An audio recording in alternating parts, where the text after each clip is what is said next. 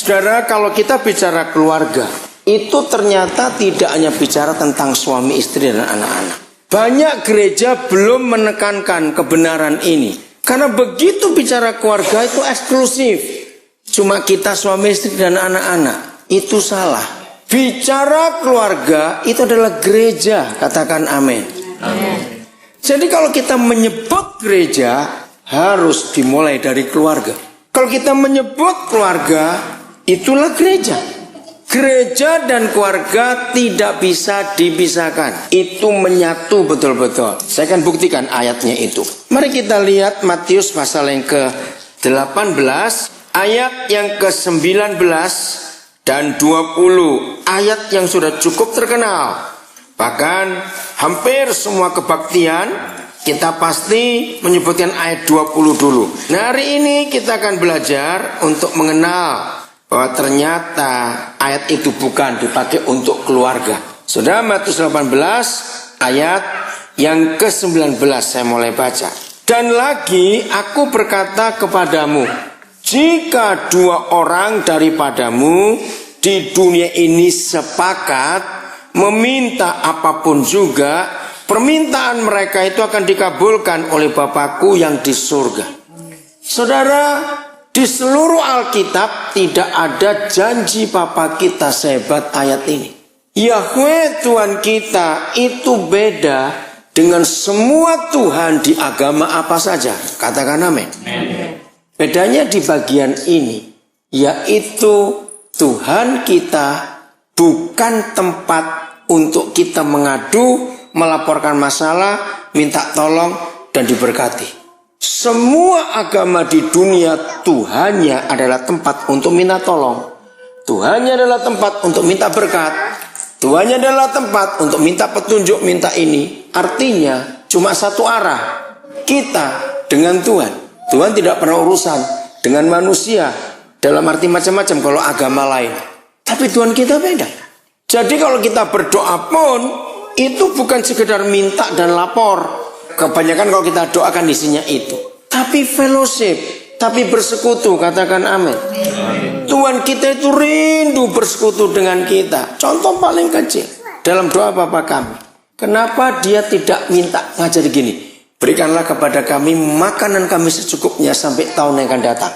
Pernah sadar enggak? Tapi dia ngajarkan, berikanlah kepada kami makanan kami yang secukupnya untuk hari ini. Kenapa? Karena Papa ingin jumpa kita tiap hari. Dalam sebuah persekutuan. Nah itu yang dia mau. Dan itu bedanya. Semua Tuhan di tempat lain itu hanya minta diberi sesuatu, baru dia akan buat sesuatu. Kalau Papa kita tidak. Dia memberi karena dia mengasihi kita. Tapi lebih daripada itu, dia punya fellowship. Bayangkan. Satu-satunya agama, kalau saya bicara agama, yang Tuhannya menyatakan diri kepada umat yang menyembahnya. Hubungannya suami istri. Betul? Yesus itu mempelai laki-laki. Gereja sebagai apa? Mempelai perempuannya. Tidak ada Tuhan di tempat lain yang seperti Tuhan kita. Begitu dekatnya sudah. Kita masih ingat waktu Gus Dur hari-hari pertama jadi presiden, lalu sempat membuka acara apa di Jambi atau di Sumatera, pokoknya lupa. Itu membuat kaget ya, karena presiden gak ada yang berani marah. Ternyata Tuhannya orang Kristen paling dekat. Kalau yang lain perlu panggil pakai corong, yang lain manggil om, tapi orang Kristen panggil Bapak. Masih ingat itu? Gus Dur pernah ngomong seperti itu? Wah, itu luar biasa. Dan itu betul. Dia menyatakan diri sebagai Papa. Kalau dia menyatakan diri sebagai Papa, berarti kan keluarga bukan? Ada Papa, ada Mama, ada anak-anak. Nah dari dia menyatakan diri sebagai Papa saja kita sudah tahu betapa dia itu sayang keluarga. Nanti saya lihat waktunya juga. Sampai di mana nih kita bisa menemukan hal-hal yang hebat. Nah jadi saya ulangi lagi, ayat ini paling hebat di antara semua janji di Alkitab. Karena dijamin minta apapun juga. Permintaan mereka dikabulkan oleh Bapakku yang di surga. Terus terang sampai hari ini saudara, saya masih meragukan. Kenapa? Kan gak mungkin sebetulnya, ayo secara jujur. Apakah betul Bapa di surga bisa memenuhi semua permintaan kita? Apapun juga. Jawab, logikanya ya atau tidak? Lo jawab, logikanya ya atau tidak? Enggak, sudah.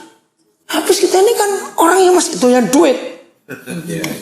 Loh, bisa salah nggak permintaan kita? Loh, saya tanya, bisa salah nggak permintaan kita? Bisa. Ya ini makanya tuh ayat ini saya heran. Ketika saya menyelidiki firman ini dengan logika yang terbatas, saya bilang nggak mungkin lah Papa. Kan kami ini jahat. Kami ini manusia rakus. Lu dapat janji seperti itu meminta apapun juga. Ternyata Papa bilang gini, Daniel kamu teliti. Itu nggak untuk sembarang orang. Baru saya ngerti. Untuk berapa orang? Nah, itu pun Papa jawab, nggak asal 2 orang. Nah, 2 orang yang sepakat. Nah, kata sepakat itu hanya untuk suami istri. Karena tidak ada kesepakatan yang lebih sepakat kecuali suami istri. Kalau kita kenal perjanjian lama, bahasa Inggris berkata covenant. Ikatan janji sehidup semati. Dan itu hanya boleh untuk 2 partai istilah saya. Satu Yahweh kepada Abraham. Dan sekarang Yesus kepada gerejanya. Itu ikatan semati. Betul gak hidup semati? Yang kedua, suami istri. Jadi gak sembarang 2 orang. Jadi gak boleh misalnya saya dengan Pak Musa, dengan Pak Atet, Bu Lisa. Ini kami satu tim dari dulu. Gak bisa cuma 2 orang. Kalau bukan suami istri, ayat ini tidak berlaku. Dengan kata lain, yang boleh minta segala sesuatu untuk kepentingan keluarga, itu yang Tuhan jawab. Katakan amin. Hanya untuk masalah keluarga. Kenapa? Nah, di sini kita melihat. Seharusnya kalau semua pernikahan menggenapi ayat itu, minta apapun juga, permintaan mereka dikabulkan oleh Bapakku di surga. Saya beri pertanyaan begini kepada semua saudara, tolong pikir dan jawab. Berarti dengan ayat itu kalau Tuhan genapi, semua keluarga sepakat, minta apapun Tuhan jawab. Setan kalah atau menang? Gak usah ragu-ragu. Setan kalah atau menang? Jelas kalah. Nah, ini kurang ajarnya setan. Sebelum kita kalahkan mereka, mereka kalahkan kita dulu. Dalam bentuk apa? Keluarga. Yang sudah menikah tahu, keributan kita suami istri itu nggak pernah hal-hal besar. Kita diribut gara hal-hal kecil, betul nggak? Meletakkan sandal, matiin air, matiin lampu, betul nggak? Kancing, baju. Berjawab iya atau tidak? Kita ini ribut karena perkara-perkara kecil suami istri. Betul? Nah, itu yang iblis buat untuk menghancurkan kesepakatan kita. Maaf ya, kalau ada harus bertobat. Menurut ayat ini, kita jengkel saja dengan pasangan kita. Bukan marah loh. Jengkel, bukan jengkol ya. Jengkel, ingat itu Bang. Jengkel saja, itu sudah merusak kesepakatan berdua. Ayo jujur, siapa yang langganan jengkel dengan istri atau dengan suaminya? Bertobat hari ini. Itu membuat kita nggak sepakat. Setan masuk. Ini sungguh luar biasa. Oke, saya lanjut dulu ayat 20 ya, dampaknya. Nah, ayat 20 seringkali dipakai hanya untuk mulai kebaktian, betul? Sering enggak? Di mana ada 2 atau 3 orang saudara berkumpul dalam nama Yesus, Yesus hadir. Kita ini lebih dari 2 atau 3 orang. Berarti Yesusnya lebih banyak hadir. Bukan begitu dong. Loh, kan itu artinya salah. Salah. Terjemahan yang betul begini. Sebab di mana ada 2 orang dan orang-orang ketiga. Itu baru betul terjemahannya. 2 orang yang disebut di ayat 20 itu 2 orang di ayat 19 atau tidak? Ya jelas. Karena satu perikop. Nah, kalau 2 orang yang pertama itu adalah suami istri, buat kesepakatan kumpul, lalu muncul orang-orang ketiga. Siapa mereka? Gak usah ragu-ragu, siapa mereka? Anak-anak. Wah, ini luar biasa saudara. Tolong salah seorang baca dulu. 1 Timotius 2 ayat 8. 1 Timotius 2 ayat yang ke-8. Tolong salah seorang, silakan. Ini luar biasa saudara. Mengenai sikap orang laki-laki dan perempuan dalam ibadah jemaat. Ayat 8. Oleh karena itu aku ingin supaya di mana-mana orang laki-laki berdoa dengan menadahkan tangan yang suci tanpa marah dan tanpa perselisihan. Luar biasa. Maaf kalau ada yang baru ngerti hari ini, ayo kita berubah. Banyak gereja, bahkan saya berkata hampir semua gereja tidak pernah perhatikan ayat ini. Dalam hal apa? Jujur, kalau ada pendeta-pendeta khotbah, ada gereja yang memobilisasi doa itu yang diharapkan laki atau perempuan yang berdoa biasanya. Nah, perempuan. Biasanya paling banyak mesti perempuan. Itu salah. Hari ini para istri bebas tugas doa. Baca ayat ini. Harus suami yang berdoa, bukan istri. Maka itu suami yang sering titip doa istrinya hari ini berubah. Tobat, betul. Suami-suami dengar. Tuhan ingin supaya di mana-mana siapa orang laki-laki berdoa dan tidak asal ngomong. Doa dengan sebuah sikap tubuh dan sikap hati. Sikap tubuh adalah mengangkat tangan. Sikap hati adalah tanpa marah dan tanpa perselisihan. Dalam hukum perjanjian lama dan perjanjian baru, yang boleh bertugas di dalam bait suci dan pelayanan itu pasti seorang suami. Betul tidak? Karena itulah imam. Apalagi dengan tegas menadakan tangan. Hanya seorang imam yang doanya boleh sambil menadakan tangan. Berarti siapa ayat ini? Laki-laki itu siapa? Suami. Karena imam dalam keluarga. Nah, kalau ada suami diperingatkan Tuhan, sikap hatimu adalah, kalau suami-suami diminta berdoa dengan sikap hati tanpa marah dan tanpa perselisihan, jujur jawab, yang dimaksud marah dan selisih dengan siapanya? Nah, itu dia. Luar biasa ini ayat. Jadi kita jengkel saja dengan istri kita, sudah salah kita ini. Ayo kita jujur. Nah, menadakan tangan. Oke. Siapa ingat kisah Keluaran 17 atau 18 saya lupa. Waktu Amalek menyerang Israel, lalu Musa naik ke bukit berdoa. Masih ingat? Kalau Musa bagaimana Israel menang. Kalau Musa bagaimana Israel kalah. Ayo. Mengangkat tangan karena dia imam. Suami dengar. Sekali saja kita pernah pukul istri kita. Sekali saja. Prajaria, laki-laki tergores hatinya. Mungkin dengan kata-kata atau perbuatan. Cuma segaris tipis saja. Mungkin gak sampai setengah mili dalamnya. Cuma tergores. Bahasa Jawa bilang cuma seret gitu aja. 3-4 hari laki-laki itu sembuh hati. Tapi goresan yang sama dialami laki-laki. Dan itu dialami oleh seorang istri. Belum tentu 4 tahun sembuh. Jawab iya atau tidak. Nah, itu bedanya. Loh, itu bedanya laki-laki dan perempuan, saudara. Seringkali kita sebagai laki-laki cuma gampangkan saja. Tapi bagi perempuan gak begitu perasaannya. Nah, ini yang membuat rumah tangga diganggu oleh iblis. Jadi suami, kita boleh berdoa mengangkat tangan dari pagi sampai malam. Tapi kalau tangannya najis, ingat loh. Tangan yang suci. Tangan najis cuma karena 2 hal. Melukai dan menipu atau mencuri. Itu saja. Melukai siapa? Melukai istri. Itu sudah najis. Lalu sikap hati. Mungkin kita nggak mukul. Tapi hati kita jengkel. Hati kita kotor terhadap istri kita. Tanpa marah. Tanpa perselisihan. Dengan ayat itu, pakailah mulai hari ini semua orang tua ya. Dan itu betul. Kalau ada anak sakit, ringan maupun berat, jangan dibawa ke dokter dulu. Sebelum suami istri itu merendahkan hati. Yang gak beres pasti kita dua. Kok bisa? Dengarkan. Ketika tangan kita najis dan hati kita kotor para suami, berarti doa kita didengar tidak? Waktu tangan kita turun karena tangan kita kotor, hati kita kotor, berarti yang kalah siapa? Israel. Dan itulah keluarga kita. Anak-anak serang sakit. Ini luar biasa, saudara. Masalah apa saja terjadi dalam keluarga kita, jangan cari kambing hitam. Kambing hitamnya ada 2 ekor di rumah itu. Siapa itu? Suami istri. Ingat? Kambing apa? Kambing guling. Ingat? Begitu kita menikah, saudara, suami itu kepala, istri itu tubuh. Artinya, kalau satu salah, dua-dua harus salah. Katakan amin. Kalau satu benar, dua-dua pasti benar. Maka itu kalau kita suami istri masih saling nyalakan, itu bukan rumah tangga yang benar, tapi itu perzinahan.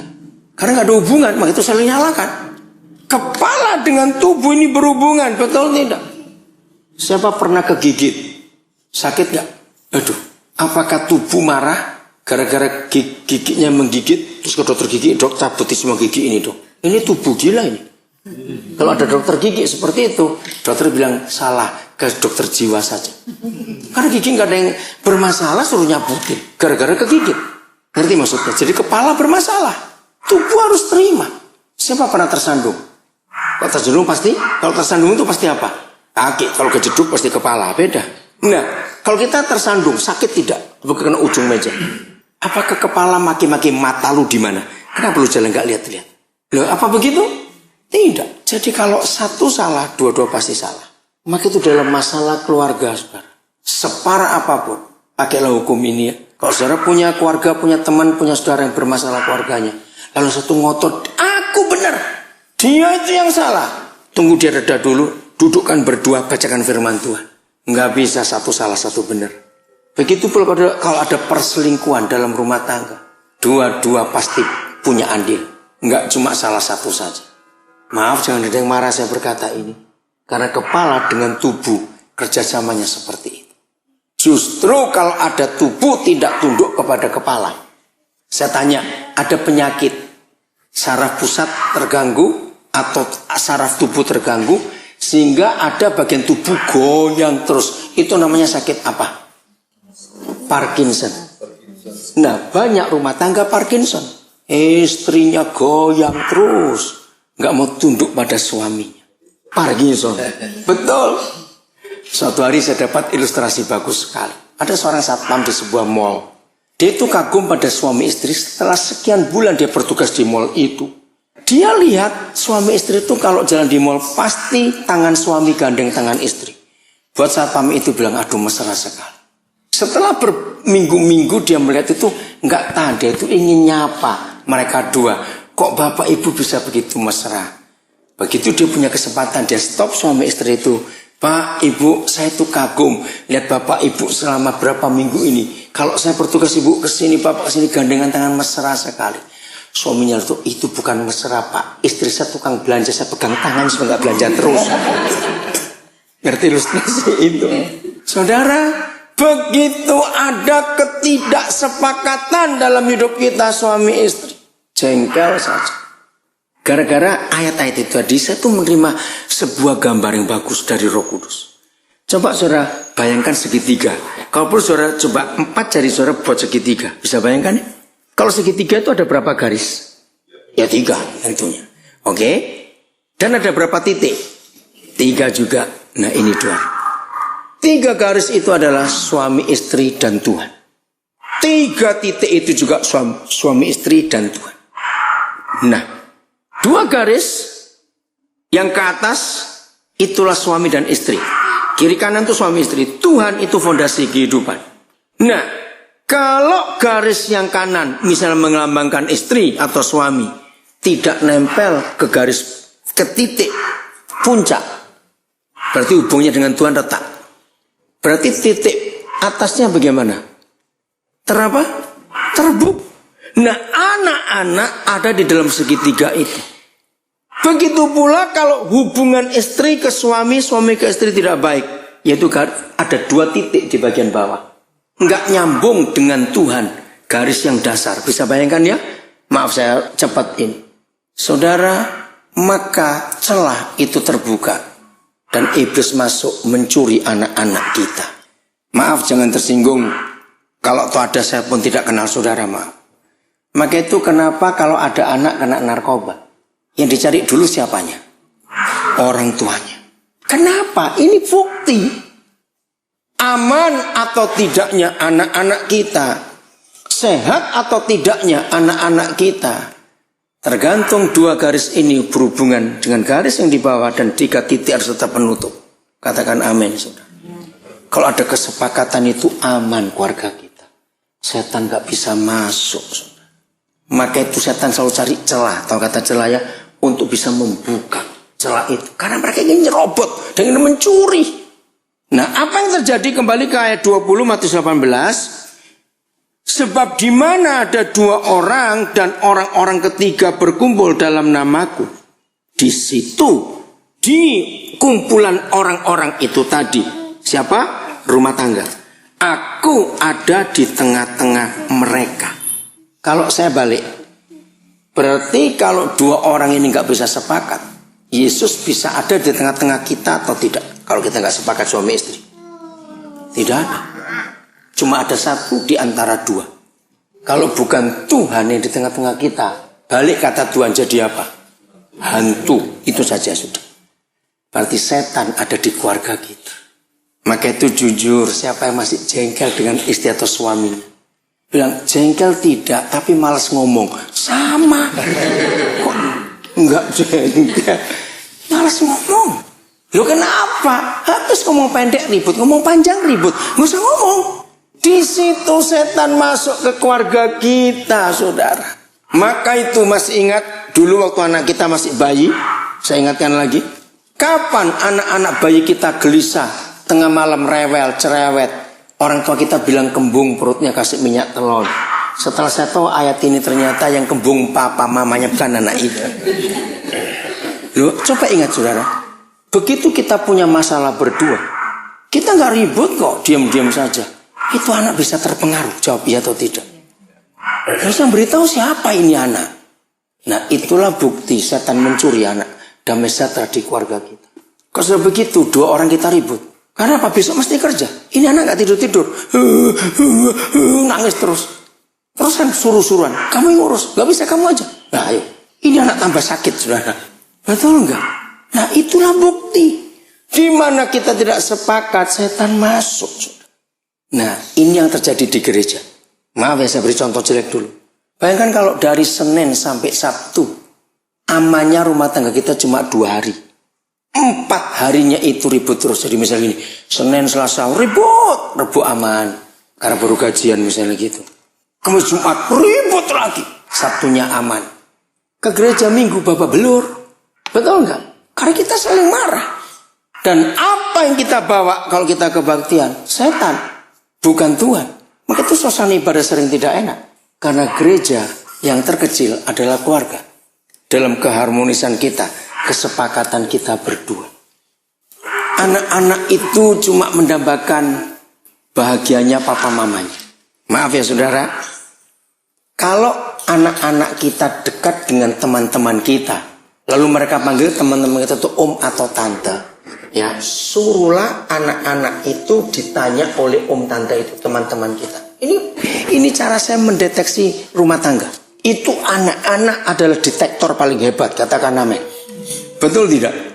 Anak-anak itu barometer yang tidak pernah salah mengenai keadaan rumah tangga kita. Anak-anak itu termometer yang tepat untuk suhu rumah tangga kita. Ngerti yang saya maksud ini? Loh, ngerti tidak? Saudara, tanyakan begini pada anak-anak. Kapan terakhir kali kamu lihat papa mamamu makan berdua sambil bergurau? Jangan dianggap enteng. Karena kalau kita lagi jengkel, duduk berdua terus makan, itu nggak bisa nelan, saudara. Jawab iya atau tidak? Aduh, ini orang di sini lagi. Keselak betul. Betul tidak, saudara? Nah, kalau toh kita bisa duduk berdua dengan terpaksa, tapi masih jengkel, nggak ada suara, cuma suara kelidik, sendok piring ketemu piring, cuma itu. Maka itu anak-anak ditanya, kapan kalian lihat terakhir kali papa mama duduk berdua makan sambil bergurau? Kalau perlu suap-suapan di depan anak, anak itu bahagianya luar biasa. Betul atau tidak? Ini pertanyaan penting buat anak-anak kita. Suruh teman kita tanya. Lalu yang berikut, anak-anak bisa ditanya gini, menurut kalian itu lebih senang papa di rumah atau tidak? Kalau anak-anak serentak jawab, tidak. Wah, gawat ini bapaknya. Ini gawat ini bapaknya. Ngerti ilustrasi ini, sudah? Barometer rumah tangga kita adalah anak-anak kita. Yang ketiga, anak-anak itu mendambakan surga. Katakan amin. Enggak cuma mainan, makanan, enggak. Surga. Dan surga itu didapat oleh anak-anak dari papa mamanya. Bukan dari orang lain. Maka itu ketika anak-anak tidak dapat surga di rumah, mereka tahu satu-satunya tempat surga di luar rumah adalah jalanan. Dan begitu anak-anak menjadi surga di jalanan, ngeri, 100% setan yang tangkap mereka. 100%. Maka itu barometer ketiga. Anak-anak kita betah di rumah atau tidak? Saudara, kalau saudara mempelajari Injil Lukas, satu-satunya buku di dunia yang tertua tulisannya itu adalah Injil Lukas. Berkata pulang. Masih ingat Lukas 15? Maaf. Masih ingat siapa yang ditunggu pulang? Ayo, Lukas 15 loh. Siapa yang ditunggu pulang? Anak yang terhilang. Saya pakai ilmu anak-anak. Maka itu Yesus benar berkata, belajarlah kepada anak-anak. Saya ingin mempelajari anak ini luar biasa. Dia main sendiri, gak ribut, gak ganggu. Dia punya dunia sendiri, anak luar biasa. Siapa namanya, umur berapa dia? Adrian umur? Bangga sekali. Wih, kamu enak, gak ganggu apa ya. Kamu mainan sendiri Adrian ya. Terima kasih Adrian ya. Terima kasih ya. Beri ucapan terima kasih pada anak-anak. Beri pujian pada anak-anak. Katakan amin. Belajar kepada anak-anak itu perintah Tuhan Yesus. 80% rahasia firman yang saya terima untuk saya ajarkan. Setiap kali saya kumpul anak. Dengan melihat Adrian gitu aja saya sudah punya bahan khotbah, saudara.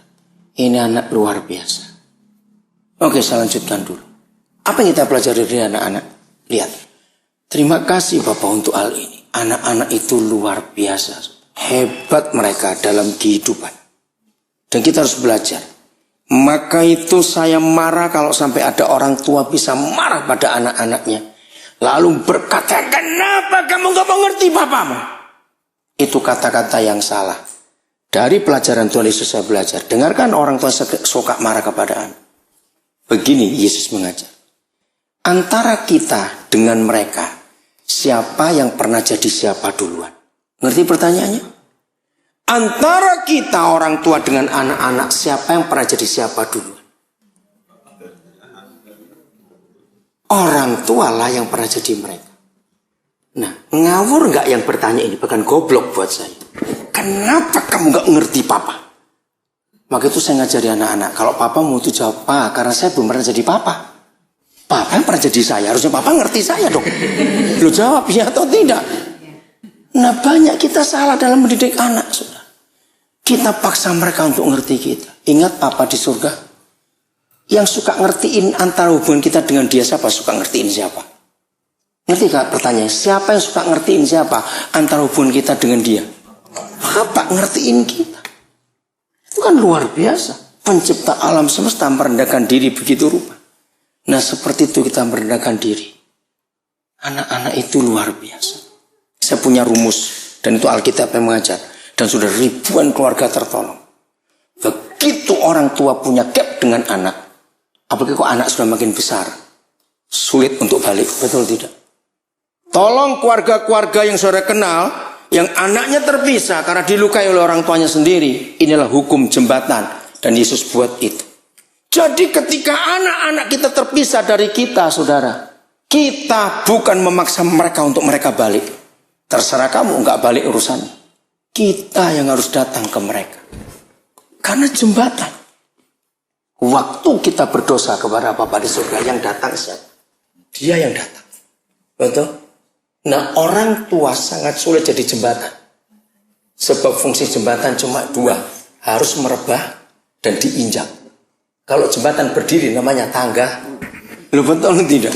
Nah, kalau sudah jembatan dilompati, bukan jembatan itu.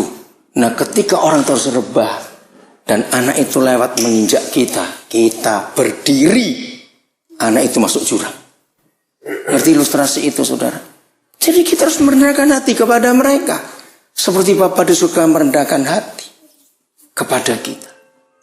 Itu cara Yesus menyelamatkan kita. Nah, seperti itu anak-anak kita.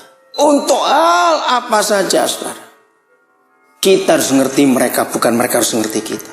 Maaf bagi orang tua yang masih belum, baru pertama kali dengar konsep ini, hari ini kita belajar akan kebenaran. Anak-anak itu luar biasa. Mereka itu minta kita ngerti. Nah, Adrian contohnya. Kalau kita mengajak anak-anak kita masih kecil, di bawah 10 tahun, ke tempat pesta, rame, meriah acaranya, balon, musik, lampu, gula permen, wah makanan rame. Kita masih segar di situ, senang. Kalau anak-anak itu capek, mereka hanya punya satu kata sakti. Mau dibujuk kayak apa saja nggak akan mempan. Kata apa itu? Nah, itu dia. Saya pernah buat research dengan kata pulang, saudara. Saya menangis, saudara. Ternyata arti kata pulang itu hanya ada di kitab suci kita. Tidak ada di kitab suci apa saja. Dan tidak ada buku apapun yang pernah membahas kata pulang kecuali Alkitab. Pak Yonatan Patiasina, hamba Tuhan itu, dia pernah dengar saya khotbah kata pulang. Dia di jamaah Tuhan. Dan dia setuju. Suatu hari, saudara, dia dapat CD-nya Michael Bublé, Home. Masih ingat aku itu? Begitu saya dengarkan, saya nangis, saudara. Dunia saja mengharapkan bisa pulang. Pernah dengar ke Home ya? Akhirnya saya beli banyak sekali album itu. Saya bagi ke teman-teman saya pendeta. Dengar lagu. Dunia itu menantikan pulang. Yang bisa membawa pulang ke surganya Tuhan Yesus. Nah, anehnya anak-anak kita, logikanya, kalau mereka bilang pulang mah pulang. Bujuk kayak apa saja, mempan enggak? Sebentar lagi, enggak pulang, pokoknya pulang. Oh, saya kata pulang, sudah ada kata lain. Si tua harus tunduk pada si kecil. Betul? Nah, logika kita sampai rumah tidur. Enggak, main lagi. Nah, itu saya belajar. Pasti mama papanya marah. Kau gitu kenapa tadi pulang? Karena mama papa masih mau pesta. Karena buat anak-anak, home itu bukan house. Bedakan itu. Rumah mewah belum tentu a home. Bangun dengan uang. Berapa miliar? Silakan. A house bisa digambar oleh seorang arsitek. Tapi a home nggak bisa dibangun dengan uang. A home itu hanya bisa dibangun oleh keharmonisan papa mama di rumah itu. Maka itu kalau kita nggak harmonis, kita nggak sepakat, saudara, neraka ada di rumah kita. Anak-anak kita nggak betah tinggal di rumah. Mereka pasti lari keluar. Hebat sekali. Sayang waktu. Saya akan masuk pada bagian terakhir. Mulai hari ini, jangan izinkan iblis bercokol di rumah kita. Katakan amin. Bagian ayat terakhir, Efesus 4, ayat yang ke-25. Walaupun Efesus 5 itu jelas untuk suami istri, tapi ternyata Efesus 4 itu juga untuk suami istri. Dari mana saya bisa mengatakan untuk suami istri? Ayat 25, saudara tolong baca. Salah seorang. Ayo, yang sudah dapat, silakan. Karena itu buanglah dusta dan berkatalah benar seorang kepada yang lain, karena kita adalah sesama anggota. Nah, kata sesama anggota itu yang menunjukkan kita ini suami istri. Betul enggak? Kepala dengan tubuh, tubuh dengan kepala itu sesama anggota. Nah, saya hubungkan ini. Saya percaya semuanya setuju kalau saya ngomong ini. Ada banyak hal yang bisa melukai hati kita. Betul tidak, saudara? Kita pernah dibohongin teman, difitnah teman. Aduh, itu sakit betul. Ada hamba Tuhan yang memfitnah kita, menggosipkan kita. Aduh, kita sakit betul. Tapi tidak ada yang lebih sakit kecuali suami mendustai istri dan istri mendustai suami. Jawab iya atau tidak? Ya, jawab iya atau tidak? Ya. Itu sakit, saudara. Nah, kapan kita suami istri berdusta? Cuma ada satu peristiwa. Ketika ada dosa di antara kita. Jawab iya atau tidak? Begitu ada dosa di antara kita, kita menutupi dosa itu dengan dusta. Nah, ini sakit, saudara. Maka itu kembali kesepakatan suami istri itu mutlak. Katakan amin. Supaya nggak ada dusta di antara kita. Kita saling jujur. Coba baca dulu sedikit aja ya. Kejadian 2:25. Maaf, saya tambah satu ayat lagi, nggak apa-apa ya. Kecuali kami ini yang rumah jauh-jauh siapa lagi? Nggak ada, semua di daerah mana rumah? Oh, satu kompleks semua. Ya udah. Yang paling jauh nanti kami Atet. Ini mana Atet? Kebun Jeruk. Saya pulang dengan anak saya nanti ke Greenfield, Tanjung Duren sana. Oke, sudah, tolong dibaca. Kejadian 2:25. Ya. Mereka keduanya telanjang, manusia dan istrinya itu, tetapi mereka tidak merasa malu. Nah, ayat ini kan sia-sia begitu loh. Kenapa sia-sianya? Ngapain ditulis? Semua orang itu tahu kalau Adam Hawa itu masih telanjang karena zaman dulu belum ada pabrik tekstil. Loh, betul tidak, saudara? Berarti kalau Yahweh menuliskan firman itu ada rahasia besar. Saya mulai cari. Saya cepat. Ada dua arti ayat itu kata telanjang. Itu tidak ada unsur seks sama sekali. Lalu unsur apa kata telanjang? 2. Satu adalah keterbukaan, ketulusan, kejujuran suami istri. Suami dengan istri tidak boleh ada penutup apapun juga. Ngerti kata telanjang itu? Terbuka total. Termasuk yang handphonenya pakai PIN harus saling tahu suami istri. Awas. Yang punya ATM PIN-nya harus saling tukar. Awas kalau ada suami istri berak handphone dibawa. Karena takut diintip. Apa? Awas. Takut dibaca. Awas. Yang punya email password harus saling tukar. Suami istri nggak boleh punya rahasia apa-apa. Awas. Banyak orang Tionghoa walaupun Kristen masih pisah harta dalam pernikahannya. Itu kebencian Tuhan. Loh, kok bisa? Yesus berkata, sebab di mana ada apamu, di situ ada apamu. Lanjut. Ayo. Sebab di mana ada hartamu, duitmu, di situ ada hatimu. Nah, kalau hartanya pisah, hatinya pisah, itu namanya cerai. Sebelum ke pengadilan. Pokoknya suami istri nggak boleh ada rahasia. Itu menghalangi kesepakatan tadi. Harus terbuka, jujur, jangan ada dusta. Arti yang kedua telanjang itu komunikasi. Ternyata prinsip militer ini sudah ada ribuan tahun yang lalu. Artinya begini, sebelum sebuah negara melawan negara musuh, maka dikuasai adalah wilayah komunikasi. Betul? Telkom, televisi, apa itu radio, lalu bandara, pelabuhan. Apabila negara musuh takluk komunikasi, habis. Nggak usah perang. Katakan dia. Nah, ternyata iblis pakai cara itu untuk komunikasi kita. Suami istri dihancurkan oleh iblis dengan memutus komunikasi. Maka itu saudara dan saya sebagai suami istri dengan pasangan kita masing-masing, hanya karena satu alasan, sakit gigi dan sariawan penuh, boleh-boleh nggak ngomong. Kalau nggak ada itu harus terbuka dan cerita. Katakan amin. Komunikasi. Maka itu awas, kalau sudah berapa minggu terakhir ini rumah kita sunyi, senyap kayak lagu Malam Kudus. Bukan tenang, tapi komunikasi terputus. Ngomongnya cuma singkat-singkat. Mungkin di situ, enggak, sana. Awas. Awas. Itu enggak beres. Januari 92 saya tuh baru ketemu sebuah buku biologi yang menjelaskan kenapa anjing dan kucing bertengkar terus kalau ketemu. Ternyata mereka dua enggak punya penerjemah. Komunikasi mereka terputus karena anjing dan kucing tuh bahasanya pada ekor. Tapi beda. Buat anjing kalau lagi girang ekornya goyang. Ternyata kucing tidak, kalau dia lagi marah ekornya goyang. Nah, karena mereka nggak bisa senyum apalagi tertawa. Jadi mereka nggak tahu ini marah atau tidak. Buat anjing, lihat kucing pagi-pagi, aku punya teman baru, siapa dia? Karena bagi anjing ekor kucing goyang-goyang berarti baik. Tapi kucing tersinggung, belum sarapan nantang, siapa dia? Ngerti nggak ilustrasi ini, saudara? Nah, komunikasi suami istri jangan putus. Itu arti ayat 25. Terbuka, jujur. Tidak begitu saya baru berkati pernikahan. Tentu memakai kami suami istri untuk masalah pernikahan luar biasa. Dan itu bersyukur untuk anugerah Tuhan. Nah, saya kalau berkati pernikahan, orang tua saya libatkan untuk dikonseling. Khusus dalam harta. Kalau saya tanya begini, apakah kalian nanti akan memberi anak-anak? Oh pasti.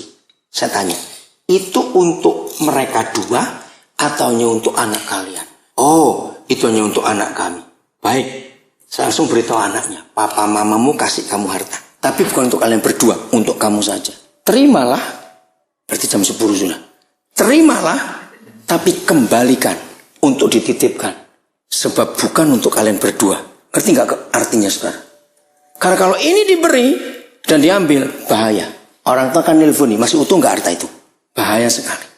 Apalagi kalau sampai orang tua dalam konseling itu minta pisah harta. Wah, saya marah keras. Gak usah mengawinkan anak itu. Kaget mereka. Kenapa? Dengarkan. Saudara tahu motivasi orang tua kalau minta anak mau menikah pisah harta? Apa motivasinya? Coba jawab. Nggak usah malu-malu, ayo. Apa motivasinya? Nah, kalau cerai, bajingan itu kurang ajar betul. Anak belum kawin, diharapkan cerai. Ngapain dikawinkan? Loh, betul tidak, saudara? Itu kebanyakan orang-orang Tionghoa yang kurang ajar. Anak belum kawin, sudah diharapkan cerai. Itu jahat. Setuju saya ngomong ini? Tolong, keluarga-keluarga Tionghoa Kristen ini harus dibereskan. Saya bilang pada mereka, kok gitu nggak usah menikah dong. Belum apa-apa sudah diharapkan cerai. Kaget mereka. Jadi BB nggak usah kasih, supaya anak ini nggak bermasalah. Maka itu jangan ada dusta, saudara. Dan tanpa sadar banyak orang tua ngajari anaknya berdusta kepada menantunya. Karena harta. Betul? Ayat 26, Efesus 4, dengan cepat. Ayat 26. Ini ayat luar biasa, saudara. Maaf, saya cuma cerita dari pagi, saya ini baru makan sekali aja. Karena pemberkatan nikah jam 10, saudara. Saya makan pagi. Begitu selesai jam 12, saya harus cepat ke bandara karena pesawat saya setengah 2. Jadi nggak sempat makan. Dari bandara saya langsung ke Cempaka Mas, macet. Di sana ada makan sebetulnya, tapi karena takut terlambat ke sini. Nah, saya cuma cerita, bukan minta makan, enggak loh, saya cuma cerita. Jangan dikonotasikan beda. Maksud saya begini, Tuhan itu luar biasa, memberi saya kekuatan. Kalau saya berkata firman, ada kekuatan yang luar biasa. Dan itu sungguh hebat sekali. Oke, bacakan ayat 26. Cepat, siapa aja boleh. 4 ayat 26. Apabila kamu menjadi marah, janganlah kamu buat dosa. Janganlah matahari terbenam sebelum padam amalanmu. Ya. Ada yang punya terjemahan The Message tidak? Bahasa Inggris. Oke? Saudara nanti cari terjemahan The Message. Itu bagus. Ayat ini ditulis, don't go to bed with anger. Jangan naik ke tempat tidurmu dengan kemarahan. Sama terjemahnya, sebelum matahari terbenam. Nah, ayat itu hanya untuk suami istri. Jadi yang belum menikah nggak boleh marah. Kalau mau marah menikah dulu. Aneh bukan? Artinya begini, saudara. Suami istri itu boleh marah. Nah, secara psikologis itu dibuktikan. Orang marah yang terpendam itu jadi sakit, bukan masuk ke dalam. Maka itu kalau marah suami istri lampiaskan. Asal pagi sampai sore. Begitu matahari terbenam, berdamailah lagi. Sorry ya, maaf ya, peluk, itik-itikan, wah bergurau lagi. Nah, itu betul. Kenapa? Karena tensesnya itu present continuous tense, saudara. Pokoknya sore berdamai karena mau naik ke tempat tidur. Saya nggak ada waktu untuk menjelaskan, nanti cara Ibrani 13 ayat 4. Satu-satunya pemerintahan di dunia yang memberi sensus tempat tidur itu hanya Tuhan kita. Itu Ibrani 13 ayat 4. Jangan kau kotori tempat tidurmu suami istri. Karena Yahweh hadir di situ. Maka ingat waktu kita masih kecil, anak-anak kita masih kecil. Kalau mereka tahu kita di kamar, mereka langsung main di mana? Tempat tidur. Wow, ribut bergulat di situ. Anak-anak tahu ada surga di situ. Tapi begitu kita ribut, anak bisa merasa takut mereka naik, saudara. Coba ingat-ingat kejadian itu. Maka itu dengan anak-anak saya ketemu rahasia banyak. Jadi suami istri seharian marah silakan. Janji tidak ada dosa. Karena sorenya berdamai. Sorry ya, maafkan ya, ayo berdoa lagi. Wah, macam-macam buatlah apa di tempat tidur. Begitu melek pagi bilang, lanjut, mau apa kamu sekarang? Dan itu kerjakan setiap hari sampai bosan marah. Papa kita luar biasa. Memberi hak marah kepada pasangan kita kalau pagi saja dan sampai sore. Supaya surga tetap ada di keluarga kita. Lama-lama kan bosan sendiri ya, gak lucu dong tiap hari bertengkar. Terus sore tertawa kayak orang gila saja. Nah itu dia. Ini capek sendiri betul. Ayat terakhir ayat 27. Baca cepat. Ayat 27. Ayat 27. Ya. Janganlah beri kesempatan kepada iblis. Ayatnya pendek. Kapan? Jangan putus-putus ya kalau baca. Kalau kita sudah sambung semuanya, berarti kapan kita memberi kesempatan pada iblis? Kalau marah, sudah sore nggak beres. Maka itu malam itu setan nginap di rumah kita. Ayatnya nggak ada, saya cuma ngomong gini. Setan itu kalau beranak cucu lebih cepat dari nyamuk. Artinya, hari ini kita belum berdamai. Ini sudah lewat 5 jam lebih ya, matahari terbenam. Kalau dihitung jamnya. Kita belum berdamai. Malam ini setan hinap di rumah kita. Waktu kita bangun besok, setan sudah bercicit, nggak cuma bercucuk, sudah. Ngerti istilah itu? Apalagi kalau 3 minggu nggak berdamai, wih, setan sudah di mana-mana itu, sudah. Oh, lebih dari SRT, Pak. Lebih dari kelurahan, setan, ngerti? Maka itu ayo kita periksa pernikahan kita. Sepakatlah suami istri, amin. Mau menghadirkan surga? Nah, dampaknya ini yang saya bilang tadi. Pernikahan gak cuma suami istri, anak-anak. Karena anak-anak yang bahagia orang tuanya, anak-anak akan bawa kebahagiaan keluar rumah. Dan dampaknya luar biasa ke teman-temannya. Betul? Itulah orang tua yang harmonis. Dampaknya itu keluar. Maka itu kenapa ilmu kriminologi internasional. Internasional. Semua polisi di negara mana saja punya hukum internasional. Setiap kali penjahat ketangkap, yang dicari pertama adalah orang tuanya. Baca baik-baik semua berita, betul tidak? Orang tuanya. Hari ini saya baca koran Kompas, kalau dari langganan, buka halaman 26. Saya nangis tadi baca di pesawat. Kakak kandung bunuh adik kandung. Kakak umur 20, inisial VN, membunuh adik umur 13 tahun gara-gara kaos kaki. Ditulis bukan, orang tuanya cerai, ikut nenek. Dan 2 tahun lalu ibunya meninggal karena kena kanker. Salah satu anak kami itu pengacara. Tadi saya bilang dia, Ron, tolong carikan. Roh Kudus menaruh di hati saya. Saya akan bayari pengacara untuk anak ini diadili. Dan saya akan bilang kepada neneknya, saya akan urus anak ini nanti. Begitu keluar penjara, saya akan